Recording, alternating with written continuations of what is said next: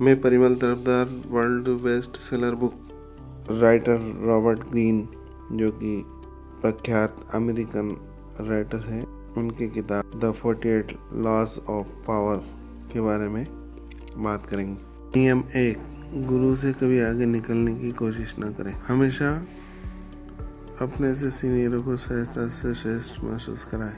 उन्हें प्रसन्न करने या प्रभावित करने की चाह में अपनी प्रतिभा का अत्यधिक प्रदर्शन न करें, अन्यथा इसका उल्टा परिणाम हो सकता है और असुरक्षा की भावना पैदा हो सकती है। अपने गुरुओं सीनियरों को उनकी वास्तविक क्षमता से अधिक प्रभावशाली दिखाएं और आप सत्ता की ऊंचाइयों को प्राप्त कर लेंगे।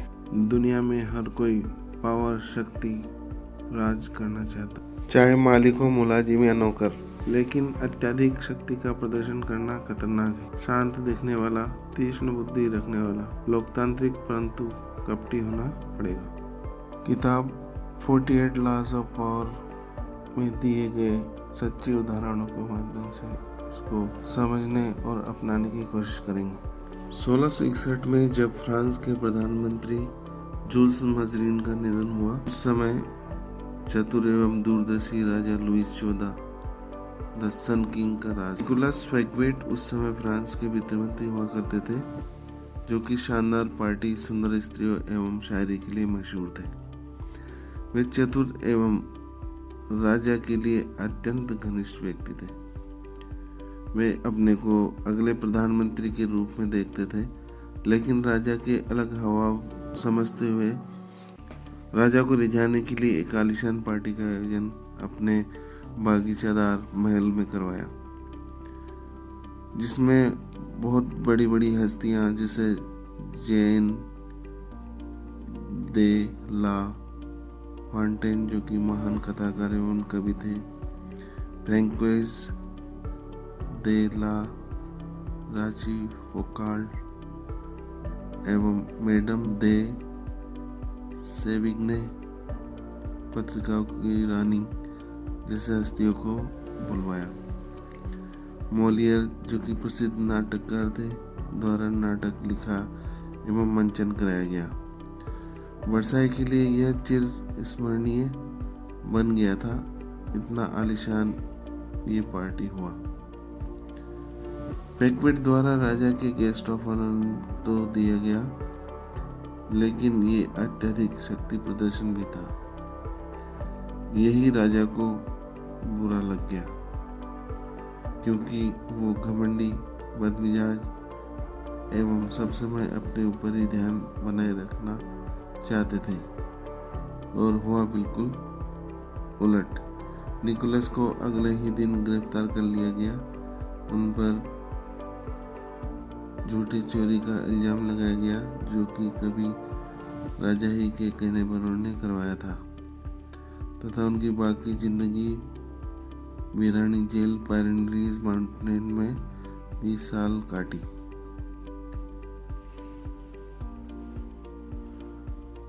सन किंग लुईस ने जीन बाप्टिस्ट कोलबर्ट को, जो कि नेवल चीफ हुआ करते थे और पेरिस के सबसे घटिया पार्टियों के लिए जाने जाते थे, को पीएम बनाया। कोलबर्ट ने ऐसे तरीके अपनाए ताकि खजाने का धन राजा को मिलता रहे, और राजा ने फैक्वेट की तरह वैसे ही आलीशान महल और पार्टियों का आयोजन करने लगे, और कोलबर्ट ने राजा के साथ उन पार्टियों का आनंद लेकर के अपने जीवन को मौजदार बना के मजे उड़ाते रहे।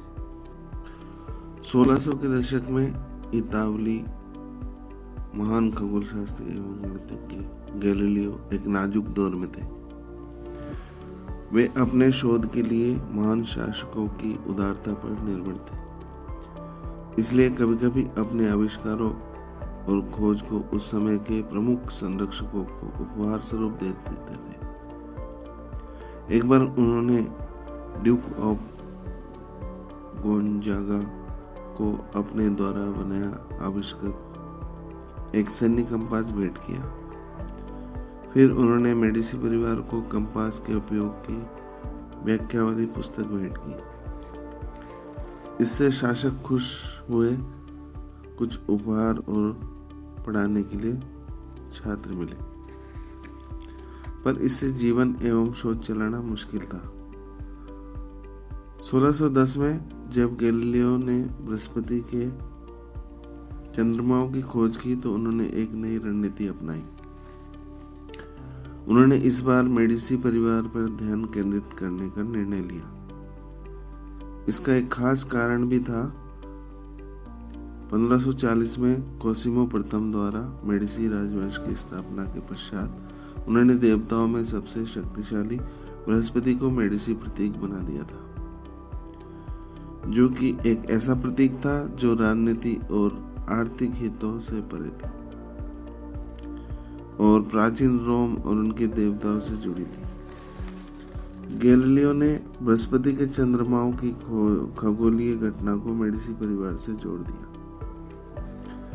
उन्होंने कहा कि कोसिमो द्वितीय के राज्याभिषेक के समय ही उनकी दूरबीन में बृहस्पति के चंद्रमा आकाश में प्रकट हुए।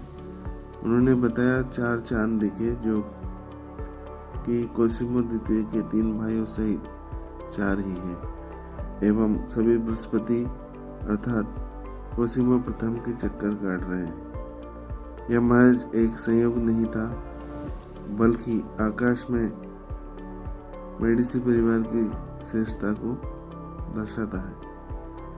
मेडिसी परिवार को समर्पित करने के लिए गैलीलियो ने एक प्रतीक चिन्ह बनवाया, जिसमें बृहस्पति बादल पर बैठा यानी कोसिमो प्रथम और 4 चांद कोसिमो द्वितीय एवं उनके 3 भाई को परिक्रमा करते हुए दिखाया गया। गैलीलियो ने अपनी नई रणनीति से एक ही झटके में उतना कमा लिया जितना उन्होंने वर्षों तक भीख मांगकर भी नहीं कमा पाया था। कोसिमो द्वितीय ने गैलीलियो को पूर्ण वेतन के साथ अपना आधिकारिक दरबारी दार्शनिक और गणितज्ञ नियुक्त किया। एक वैज्ञानिक के लिए यह जीवन भर की सबसे बड़ी उपलब्धि थी। शोधों के संरक्षण के लिए गिड़गिड़ाने के उनके दिन खत्म हो गए थे।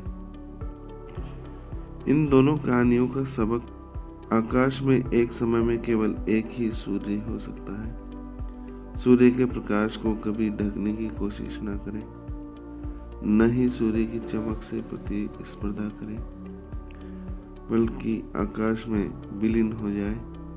यद्यपि आप सूरज से ज्यादा तेज हो तो भी सूरज की तीव्रता को बढ़ाने के तरीके खोजें और अपनाएं। ये गैलीलियो द्वारा आविष्कृत टेलीस्कोप है, जिसकी वजह से खगोलीय दुनिया में क्रांति आई। वीडियो देखने के लिए आप सभी का धन्यवाद। फिर मिलते हैं अगले वीडियो में दूसरे नियम के साथ।